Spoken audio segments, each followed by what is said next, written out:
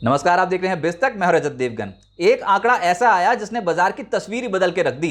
जोरदार तेजी आज के सत्र में बनी है और ये आंकड़ा आया अमेरिका से। जी हां, 7.7% अक्टूबर में महंगाई दर अनुमान था 8% के आसपास आएगी, लेकिन हुआ ये कि बहुत जबरदस्त तरीके से गिर गई महंगाई अमेरिका में और उसने रौनक लगा दी अमेरिकन मार्केट्स में। 7% तो कल नैस्डैक ही चढ़ गया था। आईटी शेयर्स जो भागे हैं कल अमेरिकन मार्केट्स में, और आज ऐसा लगा जब इंडियन मार्केट्स के दरवाजे खुलेंगे तो बुल्स इतनी तेज दौड़ लगाते हुए नजर आएंगे, और वही हुआ। आज मंदी करने वाले बिल्कुल बैकफुट पे आए। पहले ही टिक में मंदी करने वाले हुए ट्रैप।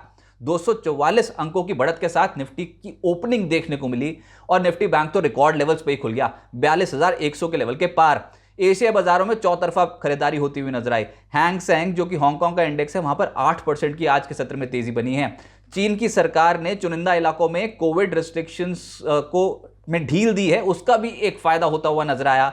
अच्छा, हमारे यहां चला क्या, आप ये देखो। एचडीएफसी बैंक दोनों ही दौड़ लगा गए 6%। इसके अलावा इन्फोसिस, रिलायंस इंडस्ट्रीज, इन स्टॉक्स का बोलबाला था। और आज जो खरीदारी हुई है उसमें आईटी, फाइनेंशियल्स, मेटल्स, रियल्टी तेज थे। बैंक निफ्टी ने रिकॉर्ड लेवल्स छू लिए। क्लोजिंग भी रिकॉर्ड लेवल्स पे होती हुई नजर आई है, 42,100 के लेवल के पार। तो आज कमाल हुआ।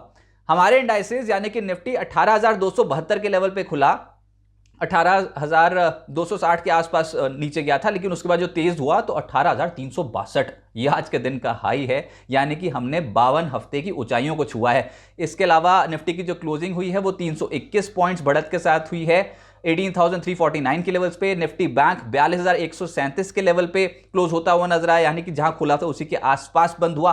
533 अंकों की बढ़त निफ्टी बैंक में, और सेंसेक्स 1,181 अंकों की बढ़त, यानी कि लगभग 2%। तो आज तो जबरदस्त तेजी बनी है।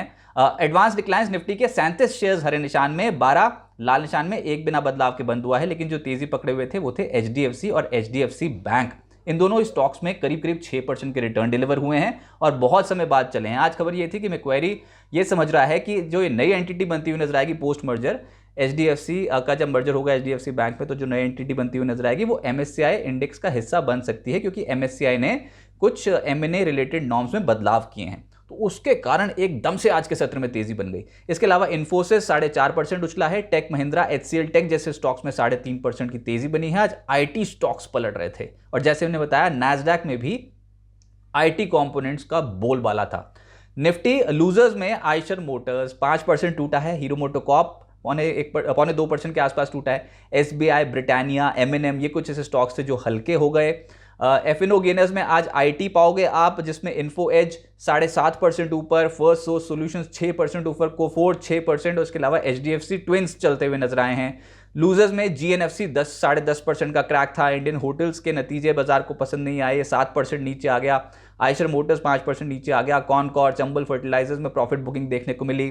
लेकिन सेक्टर स्पेसिफिक पहले पायदान पे आया है आईटी। अक्रॉस द बोर्ड खरीदारी लोअर लेवल से पलटे हैं, कमाल के पलटे हैं। कोफोर्ट 6%, एम्फेसिस 5% ऊपर बंद हुआ है। इन्फोसिस, एलएनटी, इन्फोटेक 4%, 4.5% चढ़े हैं।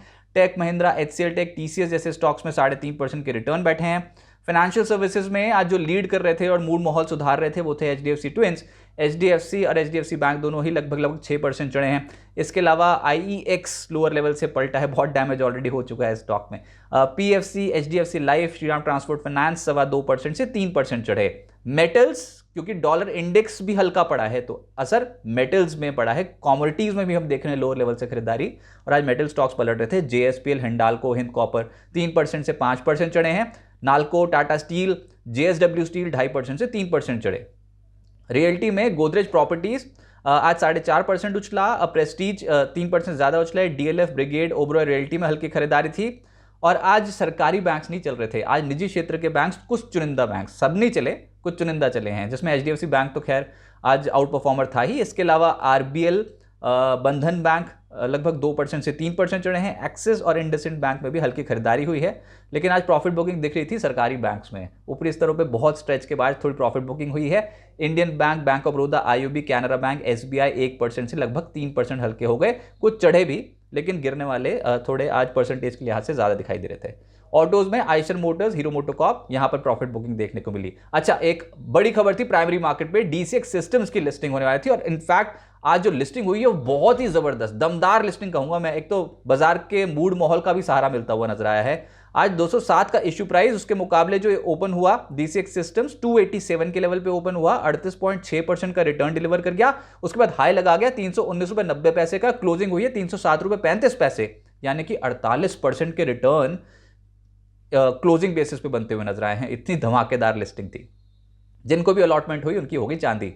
मिड कैप गेनर्स की सूची है लंबी। एक तो जोमैटो, यहां पर नतीजों के बाद खरीदारी थी, 14% की तेजी बन गई आज के सत्र में। इसके अलावा स्वान एनर्जी 12% चढ़ा है, हिंदुस्तान फूड्स 12% ऊपर, कोची शिपयार्ड तो वैसे ही आउट परफॉर्मर है, ऑल कार्गो लगभग 8% चढ़ा है, कोची शिपयार्ड 9% चढ़ा, पीबी फिनटेक यानी कि पॉलिसी बाजार का शेयर भी 7% चढ़ा है। इसके अलावा एफिल, राजेश एक्सपोर्ट्स, तत्वा चिंतन और HFCL, ये कुछ ऐसे स्टॉक्स थे जहां पर 5.5% से 6.5% के रिटर्न डिलीवर हुए हैं। वीकली बेसिस पे आज बाजार में रिकवरी तो आ गई, क्योंकि कल के सत्र में अगर आप देखते हैं तो एक बार 18,000 के लेवल के नीचे चले गए थे। उसके बाद से हम देख रहे हैं कि एकदम से तेजी बनी है और आज तो गैप अप था, लेकिन उसने पूरे वीकली माहौल को सुधार के रखा। निफ्टी पे 4 हफ्ते से लगातार तेजी बन गई। लेकिन जो गेनर्स हैं निफ्टी के, उसमें था ब्रिटानिया इस हफ्ते आउट परफॉर्मर, लगभग 0.8% चढ़ा है। HDFC बैंक आज के मूव के बाद पूरे हफ्ते का आउट परफॉर्मर हो गया, 7.5% चढ़ गया।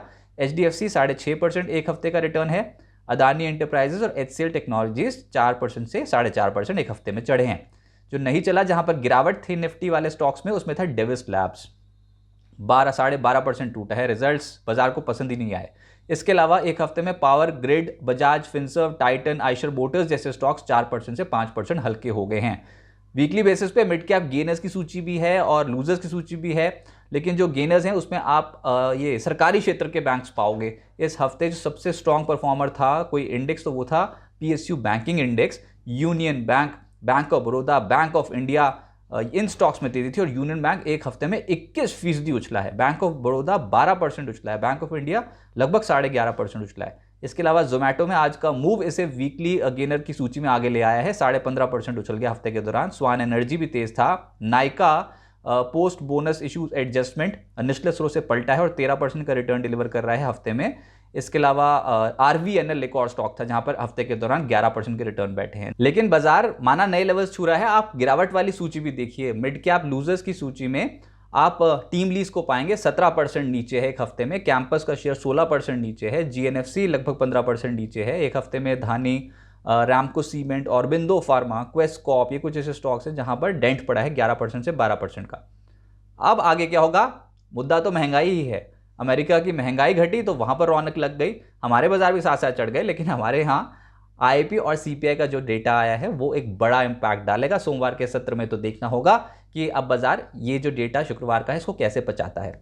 इसके अलावा 12 नवंबर को हिमाचल प्रदेश में विधानसभा सभा के जो चुनाव हैं उनका भी एक बड़ा असर देखने को मिलेगा। और साथ साथ सोमवार को यानी कि 14 नवंबर को भारत में थोक महंगाई के आंकड़े आएंगे। मंगलवार 15 नवंबर को जापान के GDP के आंकड़े हैं। बुधवार 16 नवंबर को ब्रिटेन के CPI के महंगाई आंकड़े आएंगे। तो मैक्रो डेटा तो फोकस में रहेगा, लेकिन टेक्निकली आज तो कमाल ही हुआ, क्योंकि निफ्टी बैंक रिकॉर्ड लेवल पे बंद हो गया। इतिहास रच दिया निफ्टी बैंक ने। और ये जो मूव आया है ना, ये फाइनेंशियल बैंकिंग के बलबूते ही आया है। बाजार नए लेवल्स पे यानी कि निफ्टी नए लेवल्स पे पहुंचने की कोशिश कर रहा है। 18,604 आज तक का उच्चतम स्तर है निफ्टी का, जो अक्टूबर 2021 में छुआ था और उसके बाद गिरावट देखने को मिली थी। फंस गया था हमारा बाजार, लेकिन हम रिलेटिवली आउटशाइन कर गए हैं ग्लोबल पीयर्स को। हम अपने वैसे 52 हफ्ते की ऊंचाई से मात्र 254-255 अंक ही दूर है, ज़्यादा दूर नहीं है, 1.5% भी नहीं बैठता है।